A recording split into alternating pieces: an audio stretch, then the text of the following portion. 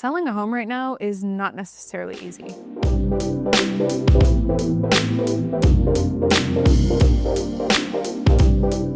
Hey, welcome back to the Living in Vancouver and Camas, Washington channel. I'm your host, Hannah Dubyne, and I'm glad you're here today because we're talking about an important topic, which is the housing market right now in Clark County, Washington, and across the nation. If you're not aware, the housing market has slowed down a little bit in the last year pretty noticeably. Although we didn't see or feel these effects earlier in the year in 2025, we're definitely feeling them here late 2025. I will say different markets across the country are experiencing pretty different things right now, so you can't paint it all with one brush. I have a lot of realtor friends across the country, and so some of the things I've heard, for example, Houston. The Houston, Texas market I have a lot of realtor friends in. They have more than 30% more inventory this year than they did last year at this time, and overall prices are down about 3%. So that market is on a downward trajectory. Then we can look at markets like up in the Northeast in Connecticut.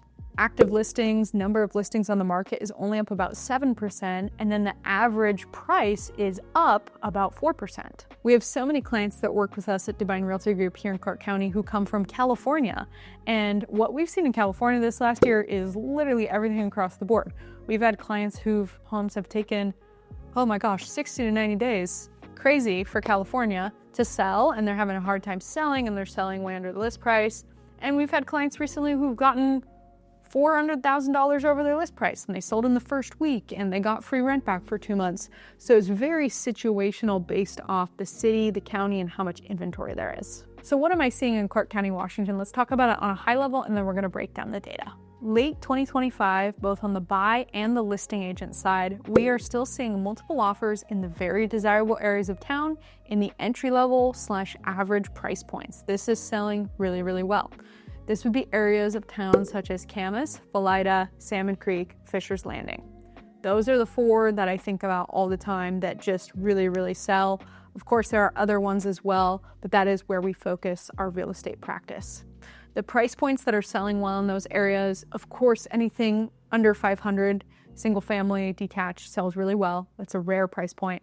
Something in the 500s, potentially in the 600s, and then for Camas and Felida, maybe even the 700s, that is what is selling well right now. Now, where the market's slowing down and where we're seeing that both on the list and the buy side is where there's a lot of inventory. Particularly Orchards has been hit hard with this. There's a lot of new construction inventory up there from national builders, and there's a lot of people trying to resell now. They've lived up there for 3 to 5 years, and everyone wants to sell their house at the same time.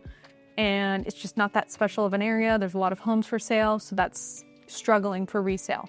Also, areas in the middle of Vancouver and the higher price point are struggling. So I pulled some data for you guys from the MLS that shows the number of homes listed versus sold in the last 6 months. First, we looked at Clark County, then we looked at Camas, then we looked at Orchards. So we're looking at kind of the hot market, the not hot market, and the average of all of it. One disclosure before we talk about this data, we know it's not perfect. We know that there's flaws with real estate data. It's lagging.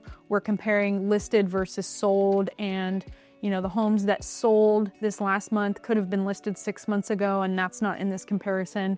So there's no perfect way to compare it, but we can compare them against each other. For the Clark County data, in the last 6 months, 3,876 homes were listed and 2,581 of those sold. So overall, 66% of the listings sold. What do you think about that? 66%. That means that 37% of the homes did not sell or have not sold yet. That's a really high number. Imagine you're going to sell your home on the market and there's almost a 40% chance that your home doesn't sell. That's a little scary, right? We'll put the graph up on the screen here, but you can see the most number of homes was listed in the spring, which happens every year, April, May, and then it usually starts to go down in June. And that's where that gap was the widest. There were the most options on the market, and buyers was not moving in tandem with the number of listing options. So now that number is coming closer together as we get towards the end of the year, but we'll see it split back apart likely again soon. In the Camas market, in the last 6 months, we had 314 listings on the market and 214 of them sold. So that is a number of 68%.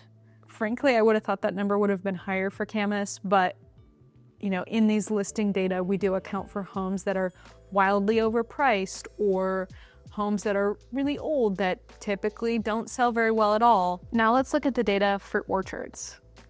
In the last 6 months in the specific orchards area through the MLS, 111 homes were listed. I would say overall more than 111 homes were listed in orchards the last 6 months, but this is just what MLS defines as orchards. And 65 of those sold. So that is 58%, and that's significantly below what was selling in Clark County, Washington.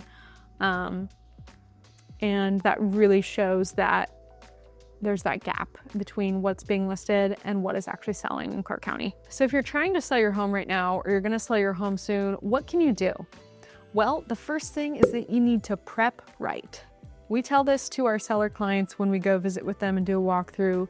Every little detail counts. And it's really easy to skip those little details. What's easy to do is easy not to do.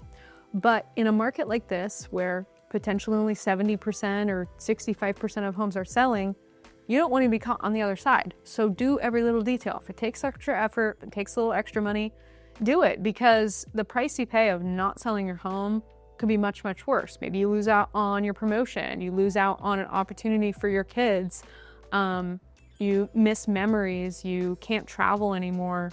So just do every little thing. Sprucing up your curb appeal is huge. Put a wreath on the door, repaint the front door if you need to, put some plants out front, mow your grass, do a landscape cleanup with a landscape company. When it comes to inside, make sure your light bulbs are all working, make sure that they're the same color. Do paint touch-ups in the home. If you've got crazy colors going on inside your house, consider repainting it a neutral color. The second thing you should really do as a seller is you should price right from the beginning. This one's really hard to do because most people will only sell a home maybe 3 to 5 times in their lifetime, if that, and you're relying on your real estate expert, usually your real estate professional that you hire, to give you pricing advice. So that's why you really need to work with someone who knows what they're doing, who knows the area, who's gonna give you good advice. It's always hard when we go over to sellers' homes and they don't take our pricing advice at all, and then we put it on the market and it's too high, the market doesn't take that pricing, we end up price reducing and we sell it for less than we originally thought we could sell it for. There's no do-over when you list your home too. You get one shot to choose your price and that's it. You don't get to see both options, so you just have to have that trust. This is a bad time right now for aspirational pricing because interest rates are still pretty high. Buyer mortgage payments are high. They don't want to overpay. They're looking at every little home, they're looking at every little detail, and they're really being very decisive with what they choose. My next tip for sellers is to be accommodating. Be open to doing open houses on the weekend. Do them a couple times a month if your agent will allow it, and be open to changes as needed. We try to collect feedback from buyers agents and buyers as they tour through the home. We don't always get it, but sometimes we do. And if we're noticing a trend, we might need to make a change in the home, such as repainting or redoing lighting or sprucing up the curb appeal, whatever it is. My last tip for sellers is to be patient. I know that one seems like kind of no duh, but we always bring the market report to our listing appointments and we share with people, here's exactly what the average days on market is in Clark County and in your area, and we're gonna set a realistic expectation. If you're working with a listing agent who says, oh yeah, we can for sure get it sold in the first week or two, multiple offers, over list price, no problem, that person, I think, is making a promise to you that they should not and cannot make. They cannot control the market. So we're always letting people know, hey, average days on market right now is around that 50 to 60 mark. And you might need to hang tight in order for us to find the right buyer through the next 2 to 3 months. Just because it doesn't sell in the first week or two doesn't mean that there's something wrong with your home. It doesn't mean that it won't sell. We hope this was helpful to you to understand the Clark County, Washington real estate market. Curious what you guys are experiencing in other markets across the country as well, so drop it down below in the comments.